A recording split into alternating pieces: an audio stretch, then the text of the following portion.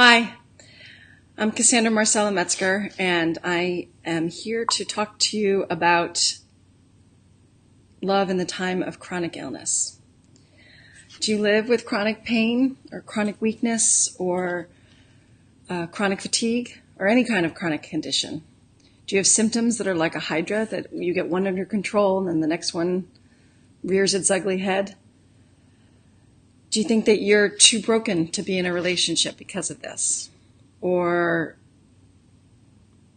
do you feel like you just can't get out to meet the right person because you're stuck in bed all the time?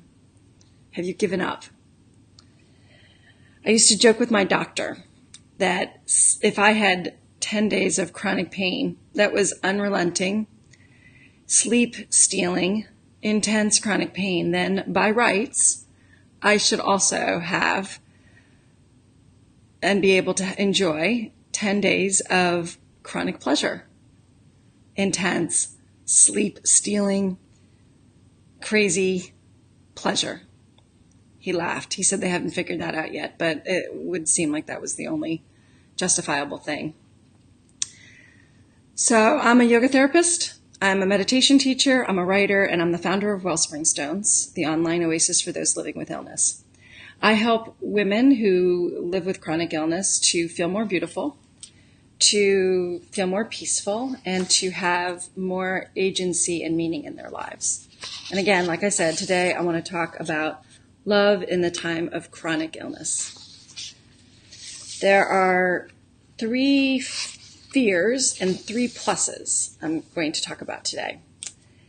And I think these are things that we all deal with, just those that deal with illness maybe have some special things that come up. So the first one is planning a date. How on earth do you plan a date when you don't know how you're going to feel in 3 days, or whenever the date is that you're trying to set? I had a date actually on Monday night, and I did everything I could to make sure I was in good shape. I didn't have anything planned on Sunday. I slept 9 hours Sunday night. I took a nap on Monday. I took care of all my primping and prepping late last week on Saturday and on Friday. And even if you do all those things, there's still no guarantee that you will be able to do what you want to do. This date was going to be late because he was flying in from out of town, so it was going to be at 8:30 as well. And again, in some cases, doing all those things would not have made one bit of difference. In this case, I was able to go. But I think the thing to remember is that people have to cancel dates all the time. We're just maybe more sensitive about it because we're more self-conscious about the fact that we're sick and in an intimate relationship and trying to build that. But people cancel dates because they have a sick kid, or they cancel dates for other reasons. So you don't necessarily have to give an explanation, just say that something came up. So that's how to deal with fear number 1, at least in my book. Number 2, disclosing your condition. So the challenge here is disclosing it too soon and chasing them off, or disclosing it too late and then bringing up maybe problems of trust and intimacy, that if you hide it from them too long, they feel like you're not being trustworthy with them. My general rule of thumb is 3 dates. I will tell them. But I do admit that this is still sometimes very challenging for me. There was one time when I literally got stuck in my throat. I was ready to tell him. I thought the time was right. But it couldn't come out of I literally could not come out of my throat. Luckily, I happened to have been interviewed in an article that had been published online. So I ended up just showing that to him on my iPad in bed. And honestly, his reaction could not have been better. It was basically like, so. And maybe because we were in bed, he thought there were other things he was more interested in, but it just had no meaning for him. And I got it out on the table. I had another way of doing it since I couldn't speak about it. But it's a real fear that I think those of us who live with a chronic illness deal with all the time. And the reason that it's fearful brings us to our 3rd fear, which is discovering that it's a deal breaker. That's why it can be very challenging to kind of discuss this and bring it up. The truth is that some people will not be able to handle it. Some people will not want their active life hampered by it. Some will don't want to be caregivers, and they think that that's really all that involves. And the truth of the matter is that their reaction should be seen as a deal breaker for you. We're looking at it sometimes backwards, that if they're not able to see you beyond the illness, then you probably don't want to be with that person anyway. Sometimes it'll take some weeks or some time and some perspective after the fact to get to that point, admittedly. But we want to be with people that are emotionally strong. And this is a way of separating the wheat from the chaff and figuring out, who can stand by you and who's strong enough. Okay, but let's move on to the pluses. It's a much better topic. For me, having now for 20 years been living with a chronic illness, it's given me a better acceptance of vulnerability. I am not as self-reliant. I'm not able to take care of everything. It forces me to be a receiver instead of a giver all the time. So it's brought some equilibrium into my relationships because I tended to be over functioning maybe and over supportive. There was one instance too with a gentleman that I was dating. I felt so bad that I couldn't cook dinner for him every night because that's what I wanted to do and that's what I thought I should be doing. And from his perspective, he was thrilled, A, that I even wanted to, and B, that I cooked for him once or twice a week. Because in his prior relationship, he had a wife who expected to be taken out to dinner every night. That didn't even occur to me. And there were people like that. But again, it just was a matter of shifting my perspective and accepting that it was okay for me not to provide all the time and do things in the perfectionist way that I wanted to be in a relationship in that manner. The second plus is that you're cured of any illusion of control. I'm going to get to this a little later. I have a treat at the end of some poetry that touches on this as well. But often in relationships, like I said, we can be over-functioning. But I've stopped being an emotional Sherpa for the people that I care about who are going through a tough time. And if I could always be a good ear, and I'm willing to be a good ear. And that's some ways all I can do because I can't do anything, but I can listen on the phone. But if it's really emotionally draining and I feel like they're relying on me too much, I'm totally comfortable now telling them that they need to go and clean up their own life and then come find me when things are fine and better. And he doesn't have all these emotional vampires in his life.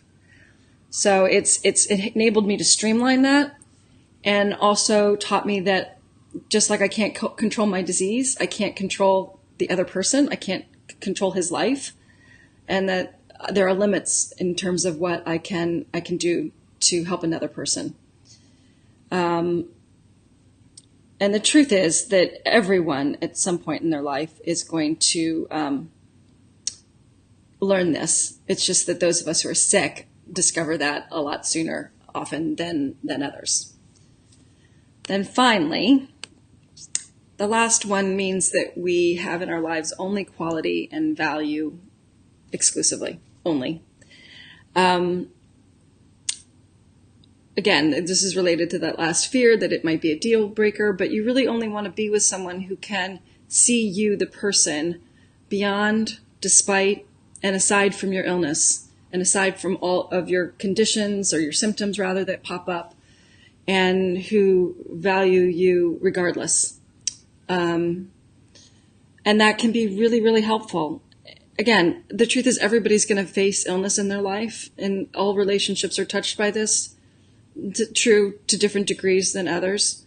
But it's very, very helpful to know that the person that you're with is valuing you for you and not for what you can do for them, that they feel that there's some innate worth in who you are as a person. And that's super helpful, a lot more intimate, and very meaningful, and I think a huge advantage.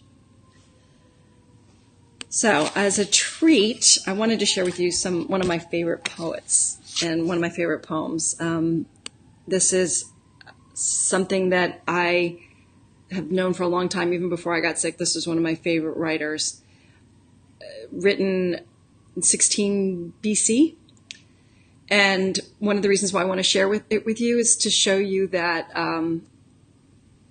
that we're not alone, not only in this time, but this human experience of living with illness and the feelings that go along with it, and the difficulties with intimacy are longstanding as well as pervasive. We just think that we're the only ones dealing with this.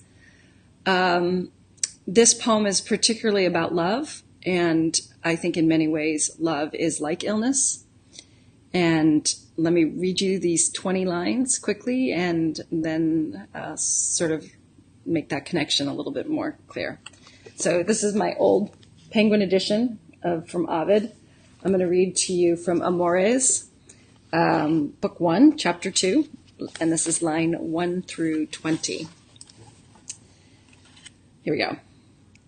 What's wrong with me nowadays? How explain why my mattress feels so hard, and the bedclothes will never stay in place? Why am I kept awake all night by insomnia, thrashing around till every weary bone in my body aches? If love were my assailant, surely I'd know. Unless he's craftily gone under cover and slipped past my guard. Yes, that must be it. Heart skewered by shafts of desire, the raging beast, passion, out at prowl in my breast. Shall I give in? To resist might just bank up the furnace. All right, I give in. A well-squared load lies light. Flourish a torch, it burns fiercer. I know, I've seen it. Stop the motion and poof, it's out.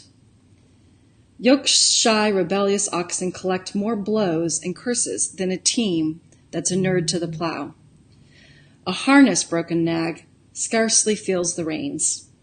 It's the same with love. Play stubborn, and you get a far more thorough going over than those who admit that they're hooked. I'm coming clean, Cupid. Here I am, your latest victim. Hands raised in surrender.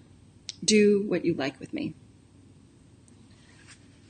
So, again, that's a poem I've known for 25 years and liked, so longer than I've been sick.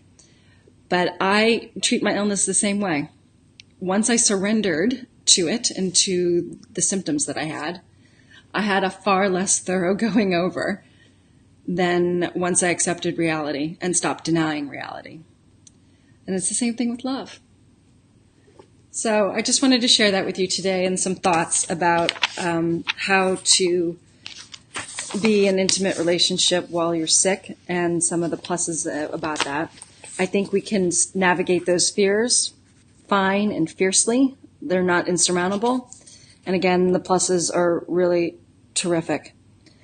I encourage you to sign up for my newsletter. It goes out twice a month on the 1st and the 15th. Today's Valentine's Day, so it'll go out tomorrow on February 15th. If you're not signed up, I'll put the link below so that you can. And I hope you'll join us and join my community at Wellspring Stones. The newsletter is called Wellspring Dispatches, fresh water for dry spells. And I wish you all happy Valentine's Day and lots of love among your friends and your family, as well as any intimate relationships, whether you have one or not. I don't at the moment, but I am dating. I wish you well.